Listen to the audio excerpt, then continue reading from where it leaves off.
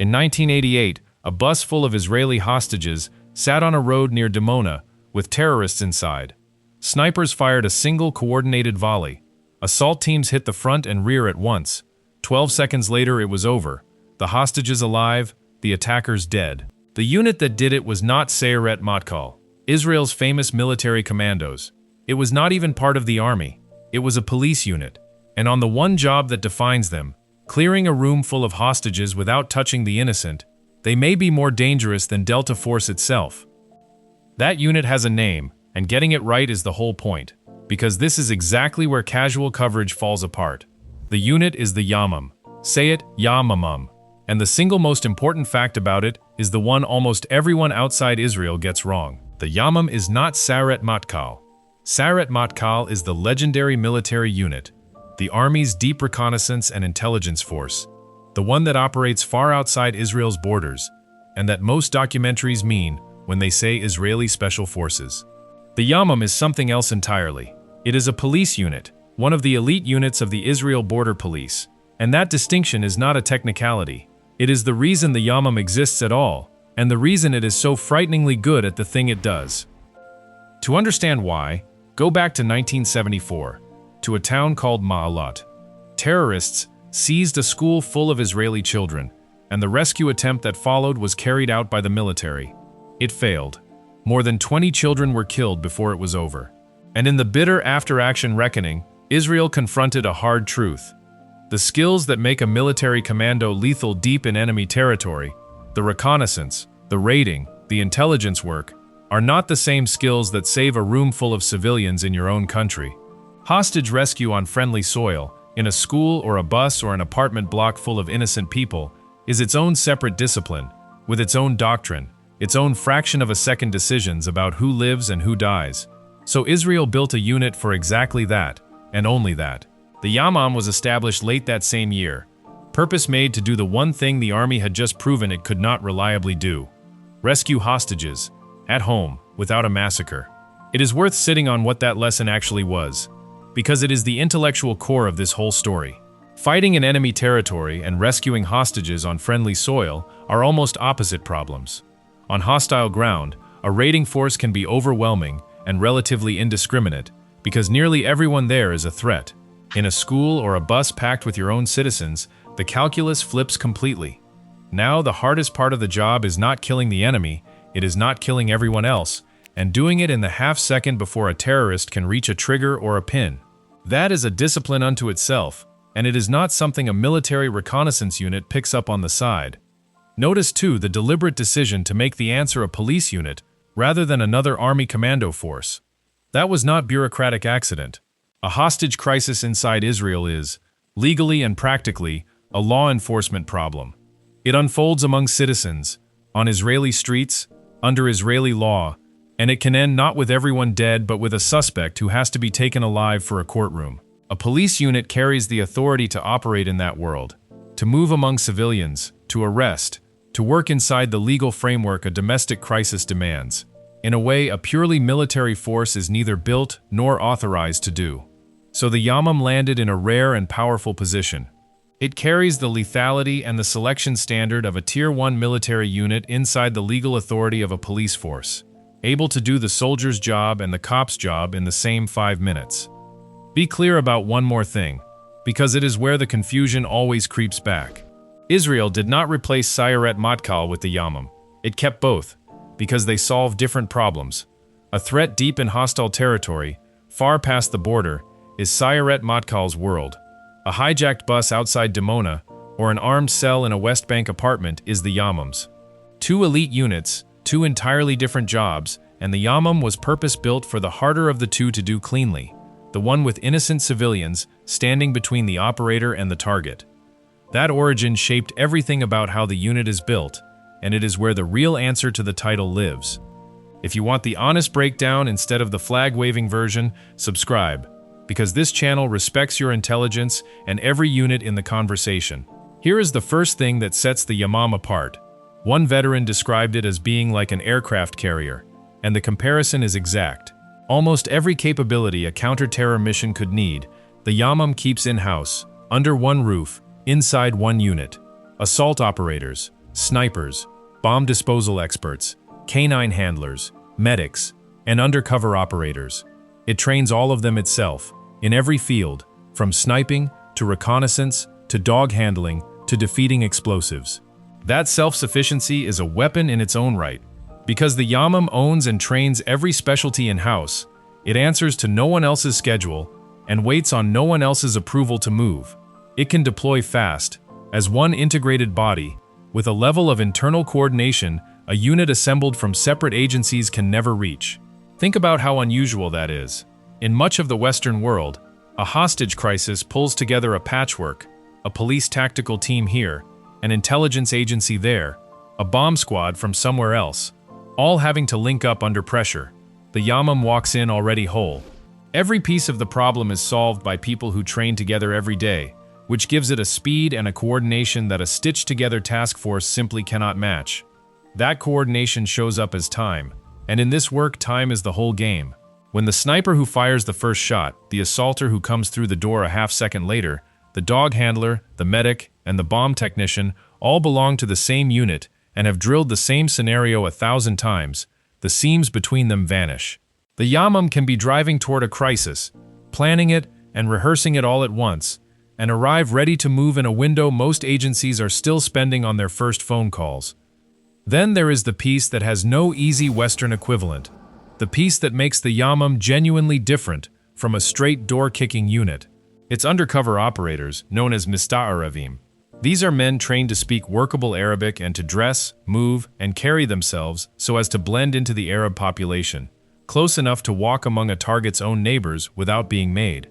That capability means the Yamam does not just wait for a crisis to happen and respond to it. It can generate its own access, slip its own people close to a threat, develop its own intelligence, and flip, in a heartbeat, from a couple of anonymous men in a crowd into the assault element that takes the target down. The eyes on the objective and the trigger on the objective can be the same men. Very few units on Earth close that loop inside a single team, and the ones who face the Yamam rarely see it coming until it is already on top of them. If any of this sounds familiar, it is the world the Israeli series Fauda built its drama around, and Yamam operators have quietly noted how close that fiction sits to the real work. But the show is the glossy version. The reality is, men holding a cover for hours, sometimes days, deep in a hostile neighborhood with no visible backup, knowing that a single wrong word in imperfect Arabic can turn a quiet street into a gunfight where they are outnumbered and completely alone. Now, the fact that actually earns the word dangerous, and it is not a piece of gear or a tactic, it is volume. The Yamam has reportedly carried out on the order of 3,000 counter-terror operations in less than 45 years of existence. Run that number, it averages out to something like 70 missions a year, year after year, decade after decade. That is a live counter-terror operation roughly every 5 days, for generations of operators. There is no training facility on Earth that can manufacture that. Delta Force is superb, one of the 2 or 3 finest direct-action units that has ever existed.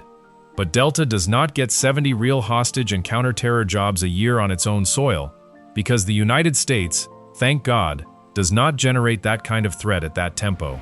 Israel does, and the Yamam absorbs it.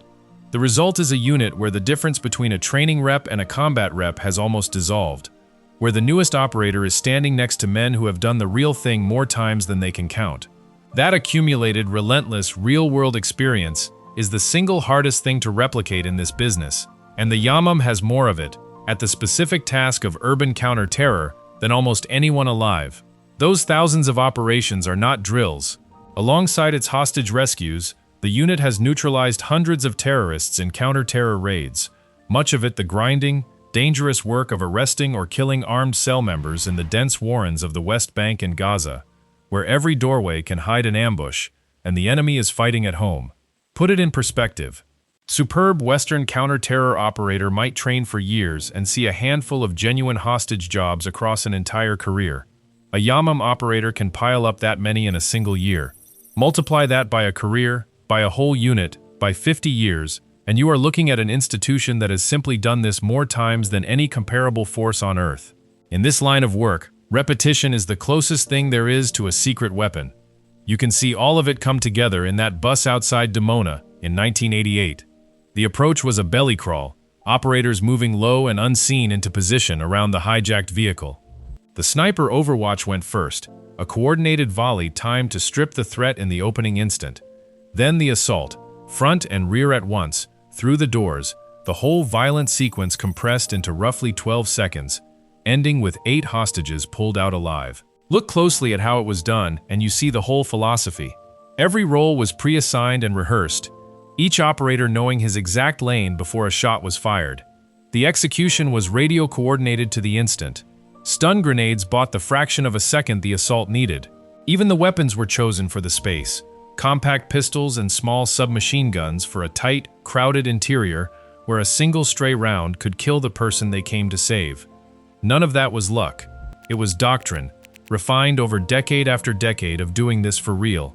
The kind of choreography that only exists in a unit that treats the hostage room as its entire reason for being.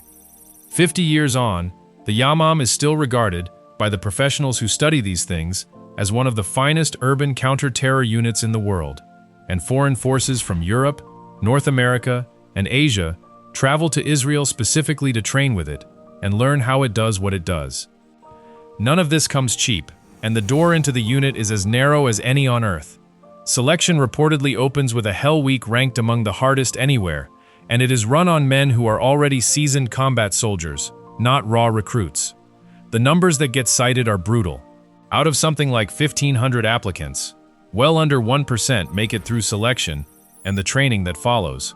And even passing that is only the entry fee. New operators then go through months of specialized instruction, on the order of 8 months, before they are trusted on the unit's actual work. So this is not a police SWAT team in the way an American might picture one. It is a Tier 1 counter-terror force with a selection funnel every bit as merciless as the ones the most famous military units run, aimed at a slightly different kind of man, the one built to fight in a crowded city rather than an empty desert. And because the applicants arrive already hardened, already proven in combat, the unit is not there to find out whether a man can become tough. It is looking for something narrower and far rarer. Whether an already elite soldier can make perfect, humane, split-second decisions in the most crowded and morally loaded environment combat offers, the room where the wrong person dies if he is a hair too fast or too slow on the trigger. That is a very specific kind of nerve, and it is why so few ever clear the bar. So how does it honestly stack up against Delta, without the hype in either direction? The fair answer is that they are built for different worlds, and each is the master of its own. Delta Force is a global instrument. It deploys anywhere on the planet, plugs into the entire apparatus of American Special Operations and Intelligence, and projects direct action power at a range and scale the Yamam has no equivalent for. When America needs a target removed on the far side of the planet, in a country it may not even be at war with, there is no Israeli answer to that, and there does not need to be. Delta reaches across the world. The Yamam owns the street it can drive to. Neither one wishes it were the other. What the Yamam owns instead is the hostage room and the terror cell in the dense civilian street, close to home, at a volume and with a self-contained intelligence to assault capability that even Delta would study with respect. On that specific narrow terrible job, the constant urban counter-terror fight, the argument that the Yamam is the more dangerous unit stops being chest-thumping and becomes a defensible reading of the evidence. So here is the argument worth having, and the comments are the place for it. Strip away national loyalty for 1 second and answer honestly. On the single task of walking into a room full of hostages right now and ending the threat without killing the people you came to save, who do you want on the door, Delta Force or the Yamam? One has global reach and the full weight of American power behind it.